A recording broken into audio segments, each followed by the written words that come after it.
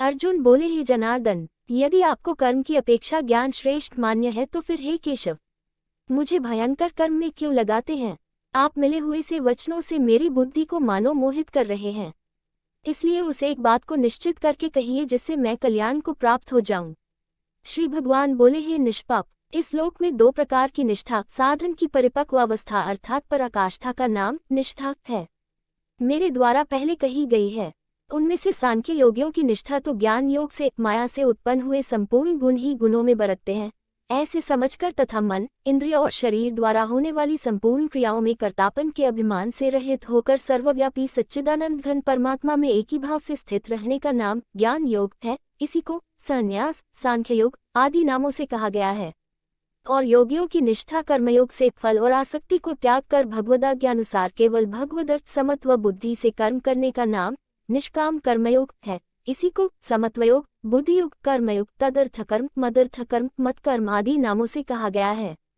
होती है मनुष्य न तो कर्मों का आरंभ किए बिना निष्कर्मता, जिस अवस्था को प्राप्त हुए पुरुष के कर्म अकर्म हो जाते हैं अर्थात फल उत्पन्न नहीं कर सकते, उस अवस्था का नाम निष्कर्मता है। को यानी योग निष्ठा को प्राप्त होता है और न कर्मों के केवल त्याग मात्र से सिद्धि यानी सांख्य निष्ठा को ही प्राप्त होता है। निसंदेह कोई भी मनुष्य किसी भी काल में क्षण मात्र भी बिना कर्म किए नहीं रहता, क्योंकि सारा मनुष्य समुदाय प्रकृति जनित गुणों द्वारा परवश हुआ कर्म करने के लिए बाध्य किया जाता है।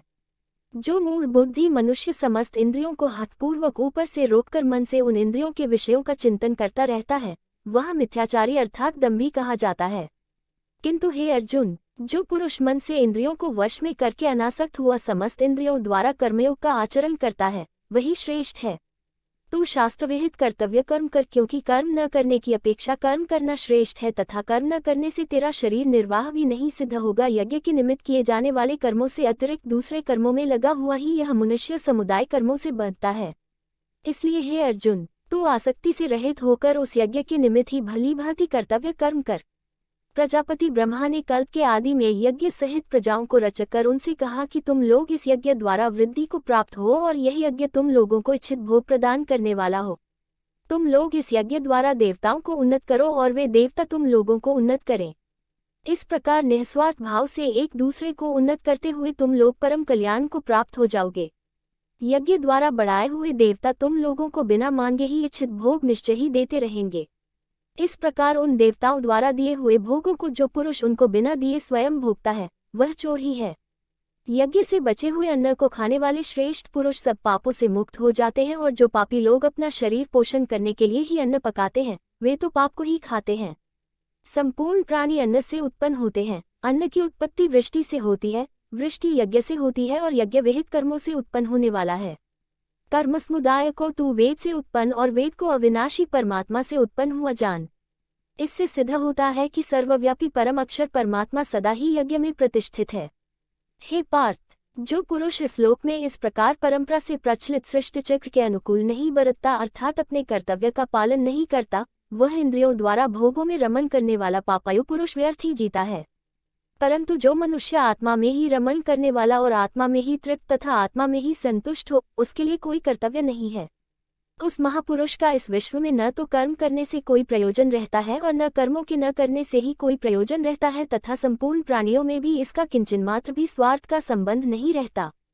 इसलिए तू निरंतर आसक्ति से रहित होकर सदा कर्तव्य कर्म को भली भांति करता रह, क्योंकि आसक्ति से रहित होकर कर्म करता हुआ मनुष्य परमात्मा को प्राप्त हो जाता है। जनकादि ज्ञानी जन भी आसक्ति रहित कर्म द्वारा ही परम सिद्धि को प्राप्त हुए थे। इसलिए तथा लोक संग्रह को देखते हुए भी तू कर्म करने के ही योग्य है, अर्थात तुझे कर्म करना ही उचित है। श्रेष्ठ पुरुष जो आचरण करता है, अन्य पुरुष भी वैसा वैसा ही आचरण करते हैं।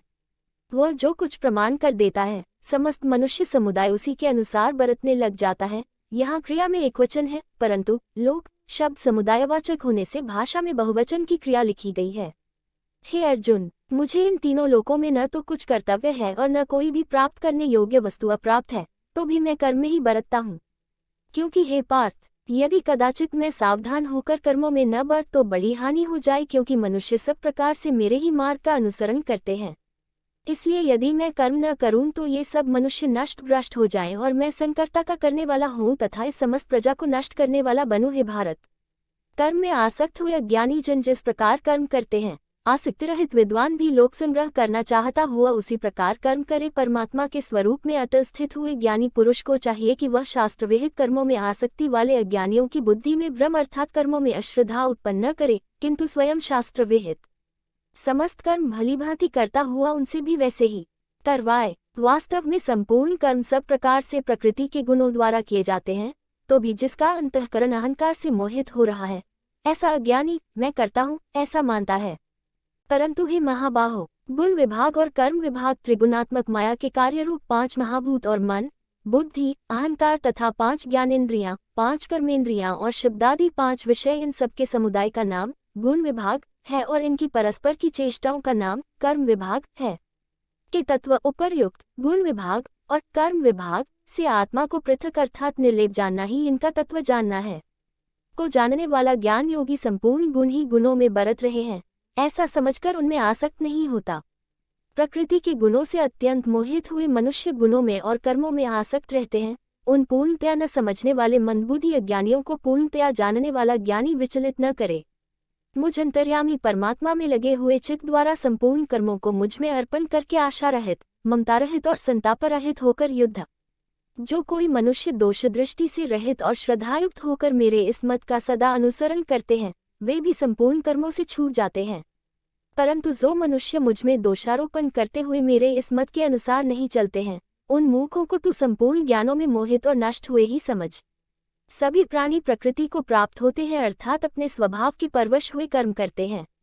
ज्ञानवान भी अपनी प्रकृति के अनुसार चेष्टा करता है, फिर इसमें किसी का हठ क्या करेगा। इंद्रिय के अर्थ में अर्थात प्रत्येक इंद्रिय के विषय में राग और द्वेष छिपे हुए स्थित हैं। मनुष्य को उन दोनों के वश में नहीं होना चाहिए, क्योंकि वे दोनों ही इसके कल्याण मार्ग में विघ्न करने वाले महान शत्रु हैं। अच्छी प्रकार आचरण में लाए हुए दूसरे के धर्म से गुण रहित भी अपना धर्म अति उत्तम है।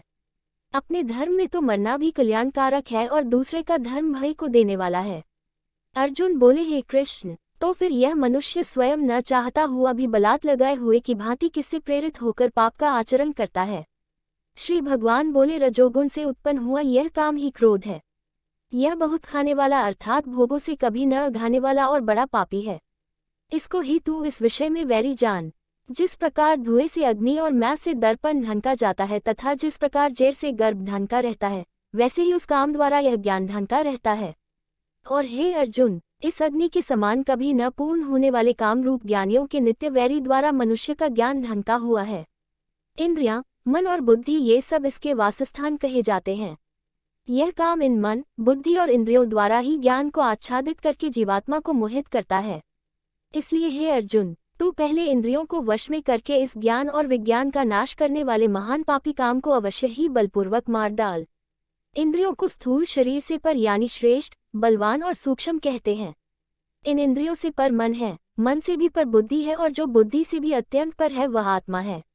इस प्रकार बुद्धि से पर अर्थात सूक्ष्म, बलवान और अत्यंत श्रेष्ठ आत्मा को जानकर और बुद्धि द्वारा मन को वश में करके हे महाबाहो, तू इस कामरूप दुर्जय शत्रु को मार डाल।